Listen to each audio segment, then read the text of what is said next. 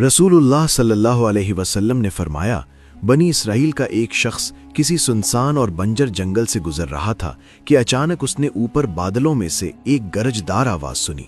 वो आवाज एक फरिश्ते की थी जो एक बादल को हुक्म दे रहा था कि फलां आदमी के बाग को जाकर पानी दो।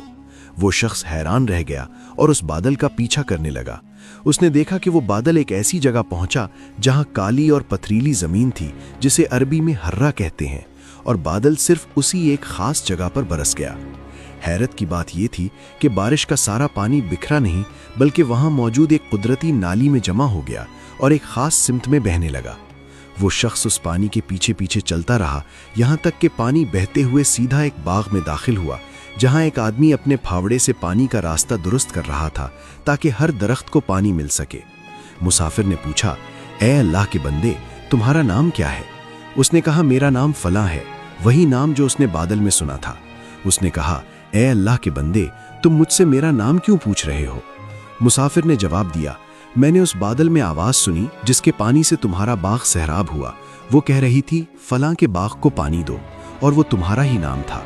तुम ऐसा कौन सा अमल करते हो जिसकी वजह से अल्लाह ने तुम पर यह फजल फरमाया? उस शख्स ने कहा, जब तुमने ये बात कह ही दी है तो सुनो। मैं अपने बाग की पैदावार के 3 हिस्से करता हूँ।